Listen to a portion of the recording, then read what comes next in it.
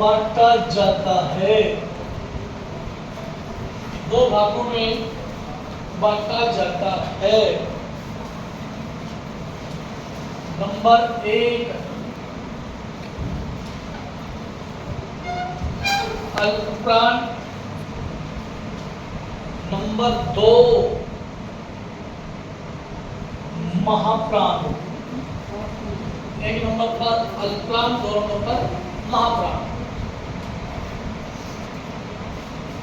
प्यारे विद्यार्थियों देखो भाई, प्राण का मतलब होता है वायु यानी कि अल्पमानी कम, ठीक। और महाप्राण का मतलब क्या होता है? अधिक वायु। यानी परिभाषा है लिखा हुआ, आपको तो लिखना नहीं है, अभी समझना है कि जिन व्यंजनों का उच्चारण करने पर यहाँ पर अल्पमानी थोड़ा या कम बोल सकते हैं, कम वायु का प्रयोग होता है, उसे क्या बोलेंगे? अल्पप्राण। जिन व्यंजनों का उच्चारण करते समय महा का मतलब होता है अधिक या ज्यादा, ठीक है, अधिक वायु का प्रयोग होता है, उसे क्या बोलेंगे? महाप्राण बोलेंगे, ठीक। यहाँ पर प्यारे विद्यार्थियों क्या होगा कि अपने पास में जितने भी यानी कि प्रत्येक जो वर्ग है, वर्ग कितने होते हैं हिंदी भाषा में? 5। कौन कौन से? क, च, ट, त, प। प्रत्येक वर्ग का एक तो क्या आ जाएगा? पहला, एक क्या आ जाएगा? तीसरा, और एक क्या आ जाएगा? पांचवा। प्रत्येक वर्ग का पहला, तीसरा, पांचवा जितने भी अपने पास व्यंजन होंगे वो सब किसमें आएंगे? अल्पप्राण आ जाएंगे। उसके बाद में सभी यहाँ पर क्या रहेंगे? ये आपके अंतस्थ वर्ण रहेंगे सारे। अंतस्थ वर्ण में कौन कौन से आते बताओ? य, र, ल और व। तो यहाँ पर ये कुल व्यंजन पूछे तो कितने बताना आपको? 4। यहाँ पर कितने हो जाएंगे बताओ? राइट, ये हो गया आपके 15 हो गए सारे, ठीक। अब यहाँ पर सभी अपने पास में क्या आएंगे? स्वर भी जो आएंगे वो भी क्या होते हैं? अल्पप्राण होते हैं सारे। तो यहाँ पर कुल 11 स्वर होते हैं अपने पास, राइट है। अब 15 और 4 19 और 11 टोटल कितने हो गए? 30। मैथ मुझे कम आता, बार बार कह रहा हूँ मैं, ठीक है। हाँ, तो 30 जो अपने पास जो वर्ण होंगे वो सारे के सारे बताओ क्या कहलाएंगे? वो क्या कहलाएंगे बताओ? अल्पप्राण कहलाएंगे ना। उसके बाद में प्यारे विद्यार्थियों यहाँ पर बात करें महाप्राण की तुमसे, तो प्रत्येक वर्ग जो आता है 1 3 5 तो आ गए। अब कौन से बच गए? दूसरा और चौथा बच गए। तो कितने हो गए ये बताओ? 10 हो गए ना? 10 हो गए। और सभी यहाँ पर क्या आएंगे? ऊष्म वर्ण आ जाएंगे। सभी कितना आएंगे? ऊष्म वर्ण कौन कौन से होते बोलो? श, श और ये है। टोटल कितने हो गए? 4। 10 और 4 कितने हो गए? 14 हो गए ना। 14 जो वर्ण होंगे प्यारे विद्यार्थियों को क्या कहलाएंगे बताओ? महाप्राण कहलाएंगे सब, ठीक है। ठीक है, अपने को याद रखना है यहाँ पर कि अल्पप्राण संख्या कितनी? 30 हो जाएगी और महाप्राण की संख्या कितनी हो जाएगी? 14। और प्रत्येक वर्ग का दूसरा चौथा महाप्राण में सभी ऊष्म वर्ण भी महाप्राण में आते हैं और स्वर किसमें आते हैं? अल्पप्राण में आते हैं। दोस्तों सभी अंतस्थ वर्ण किसमें? ये भी अल्पप्राण में। और प्रत्येक वर्ग का पहला, तीसरा, पांचवा ये सब के सब किसमें रहेंगे? अल्पप्राण में रहेंगे, ठीक है। केवल इसको बना के दिखा देंगे, देखो आप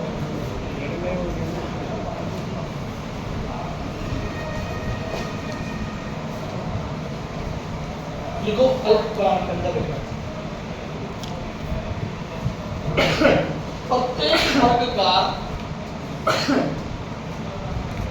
प्रत्येक वर्ग का पहला, तीसरा,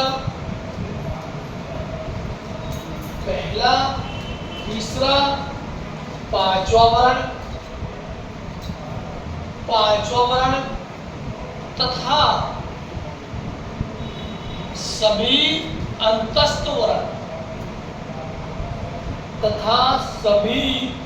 अंतस्थ वर्ण अल्पप्राण होते हैं।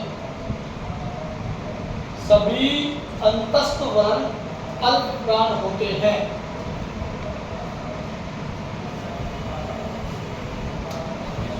ठीक है, नीचे पर नोट करके,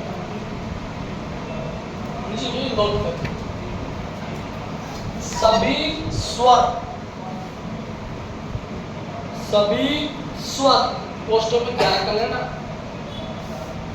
सभी स्वर अल्प प्राण होते हैं। सभी स्वर, क्वेश्चन 11, सभी स्वर अल्प प्राण होते हैं। लिखना, कुल अल्प प्राण व्यंजनों की संख्या, कुल अल्प प्राण व्यंजनों की संख्या कितनी? 30 होती है। 30 होती है। कितने लोग हैं? क्लियर है? 2 नंबर लिखो महाप्राण। 2 नंबर पर लिखेंगे महाप्राण।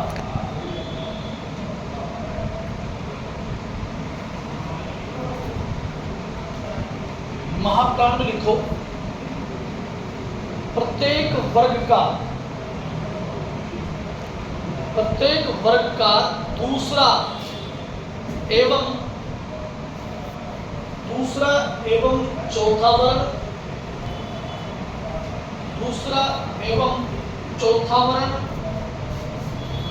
तथा सभी ऊष्म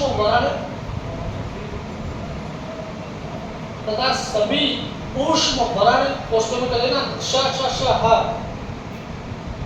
क्वेश्चन में लेना श स ह, सभी ऊष्म वर्ण महाप्राण होते हैं।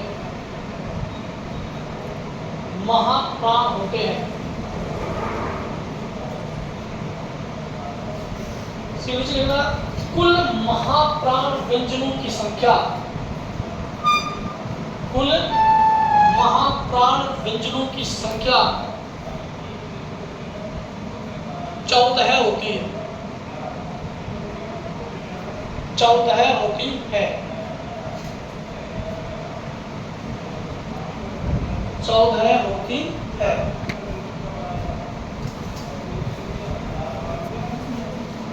ऐसी कैलकुलेट बनाओ।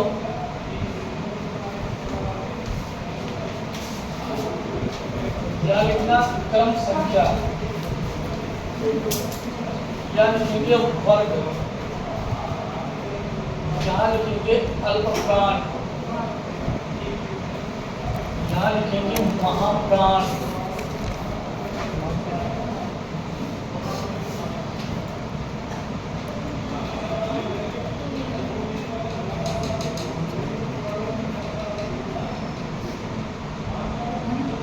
ऐसी कैलकुलेट बनाओ।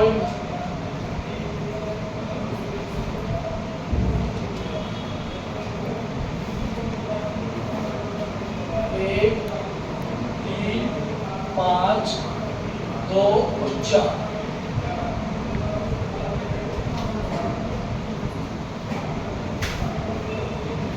एक का वर्ग है कबूतर, खरगोश छोड़ करके गमला, उसके बाद घड़ी छोड़ करके ये नर, ये दूसरा खरगोश आएगा, उसके बाद में आपका घड़ी आ जाएगा इधर, ठीक है। छह वर्ग, चरखा, ये छतरी, ये जहाज, ये झंडा और ये याखा।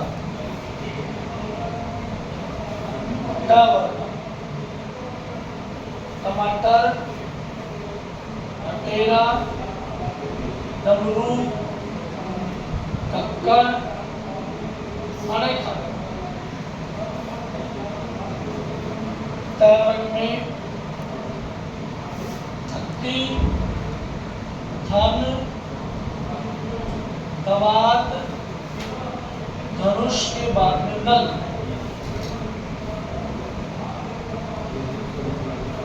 वर्ग पतंग, फल, बकरी, आलू, मछलियां।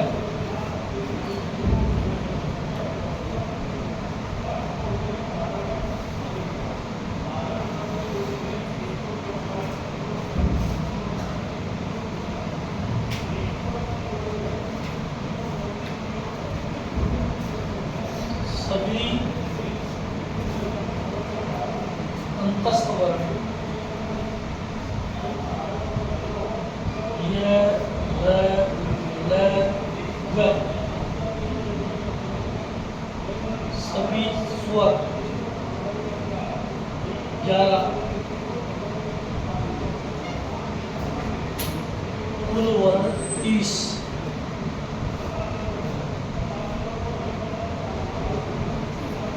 सभी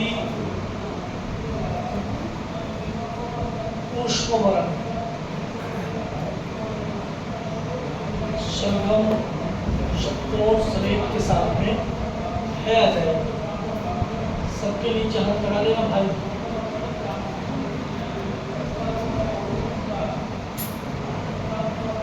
कुल वर्ण 14 है।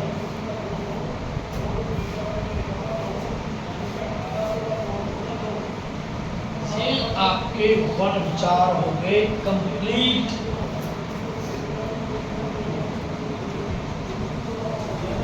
ठीक है,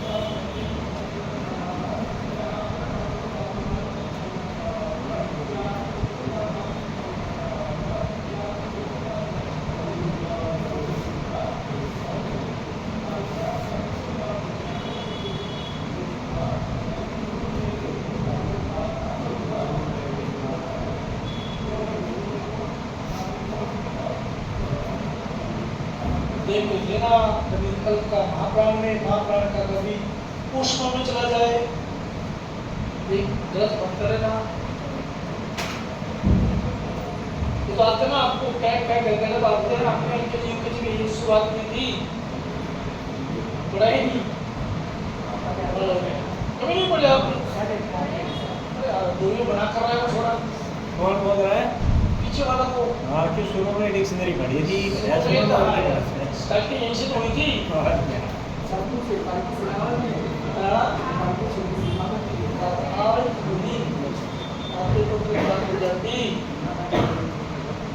लिया है, मैडम ने डंडा उठाया, साइड के ऊपर लगाया और आप बोलते हुए बच्चे तुम्हारा रियाज करते हैं। बच्चे छोटी तुम्हारी जैसे वर्णों से शब्दों पे आ गए, शब्दों से फिर आप वाक्य पे आ गए, वाक्य से आज तो पैराग्राफ पे आ गए, अनुच्छेदों पे आ गए आज तो। ठीक, तो कोई कवि बन गया, कोई लेखक बन गया।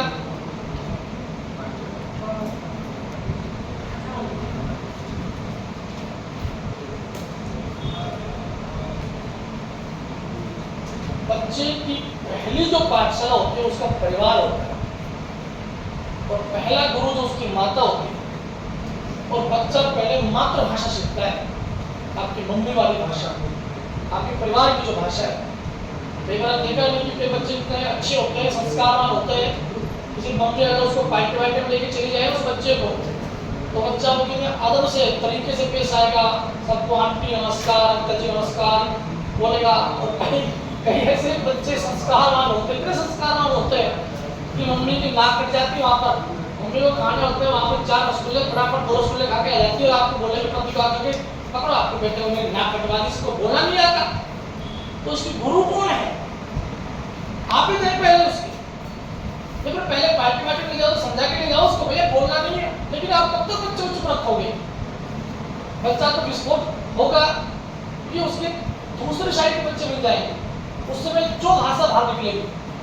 कई और स्मार्ट जो महिला वीर स्मार्ट श्रीमती नाटक आता पहले, आपने देखा था कभी? वीर स्मार्ट श्रीमती नाटक आता पहले, देखा नहीं आपने? ये देखा वो नाटक कितने नहीं होगा, मैं देखता था उसके अंदर। तो उसमें बच्चे को बारे में सिखाया जाता है, मम्मी पहले उसको पढ़ा लिखा तो बोलना नहीं, खामोश रहेगा, बस केवल yes no yes no yes no, बस यही रखना आपको। तो एक बच्चा जब अपनी मस्ती में आता है ना, और मस्ती में आने के बाद बच्चा सब तमाम भाषाएं भूल जाता है। तमाम भाषाएं, जैसे प्रेम जो होता है वो सीमा और जाति वर्ग धर्म से ऊपर उठ के हो जाता है। आपको पता है सीमा की पार आ गई थी पाकिस्तान से, तो ये प्रेम धर्म है मजहब से ऊपर होता है। भाषा जो होती है वो मर्यादा तो होती है, लेकिन जब बच्चा मस्ती में होता है, आप जब खेलते हो, आप कितने पढ़े लिखे हो, लेकिन आप अपने दोस्तों के साथ मिल जाओगे और जब आप बात करोगे तो बात करने की बात में जो भाषा तुम बच्चों को बोले मस्ती के अंदर, वो तुम्हारा असली कैरेक्टर है वहाँ। वो तुम्हारा क्या असली कैरेक्टर मालूम पड़ेगा, असली चरित्र मालूम पड़ेगा तुमको कि हाँ ये बात समझते हैं, ये बात है। हरियाणा में कहावत चलती है, हरियाणा वाले बात बात में गाली निकालते हैं, किसी बात बात में गाली निकाल देते हैं। वो कौन कहता है निकालते नहीं है, ठीक है, तो उसको बोलो निकालते नहीं है तो उसे गाली से संबोधित करेंगे, ये किसने कहा, तो देख लो अभी आपने निकाली नहीं, तो ये चरित्र अपना इसलिए करेक्ट पड़ जाएंगे। ठीक, चलो कोई बात नहीं, आगे बढ़ेंगे। ये यहाँ तक तो मैंने आपको व्याकरण का पहला जो पार्ट था, जिसका नाम है वन विचार, अरे अभी मर जाती है बस बात को क्लास मत कर भाई, मेरा हाथ 10 किलो का हाथ है और ये देखो बाहुबली, अरे बता दिया तो उठा करके तो हाइट में 6.5 की है, तो उठा करके इसको ऐसे कर देगी, लटक जाएगी, मेरा सूली के सूली पर लटक जाएगी भाई, ऐसे गलती दोबारा मत कर देना। ठीक, हाँ बिल्कुल भाई, आप भी पढ़ना मत लिया इसका मुझसे, ठीक है। तो इस प्रकार से पहला पार्ट व्याकरण का वन विचार वाला कंप्लीट हो गया। अब नियम के अनुसार देख लो, अगर आपको संधि पढ़नी है तो पहले आपको उपसर्ग पढ़ते पढ़ना पड़ेगा। बताओ क्या पढ़ाऊं आपने, तो जैसा आप मुझे बोलोगे वैसा करो, पहला पार्ट तो कंप्लीट हो गया आपका। संधि पढ़ना है तो पहले उपसर्ग पढ़ते पढ़ना पड़ेगा, फिर समास पढ़ना पड़ेगा जिस उसके बाद में। इसका फायदा ये हो जाएगा जो बच्चा वीडियो का एग्जाम देने वाला है तो वो उसमें शामिल हो जाएगा। ऐसा काम कर लो ताकि उस भाई को भी नुकसान ना हो, ठीक, और आपका काम बन जाए। क्योंकि जो वीडियो को देगा उधर का 4th ग्रेड का भी देगा बाद में, तमाम बच्चे से पटवारी वगैरह के बच्चे बैठे तो उसके अंदर उपसर्ग आएगा, प्रत्यय आएगा, संधि और समास चार को इंपॉर्टेंट है, आएंगे जरूर है।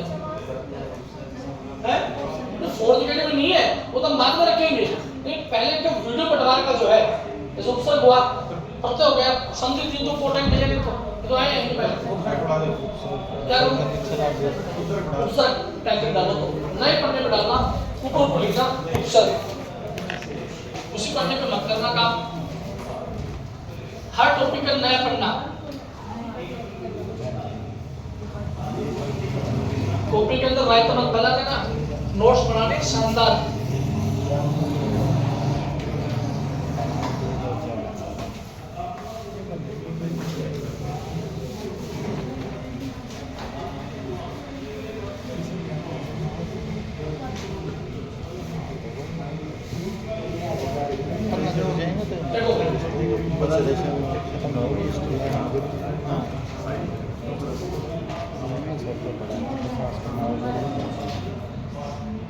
देखो उपसर्ग है ये 2 शब्दों से मिलकर बनता है, एक तो बन गया उप और दूसरा क्या बन गया, सर्ग बन गया। देखना मत भाई, उप का मतलब होता है समीप, या हम उसको बोल सकते हैं पास। सर्ग का मतलब होता है सृष्टि होता है, और सृष्टि का मतलब होता है रचना होता है।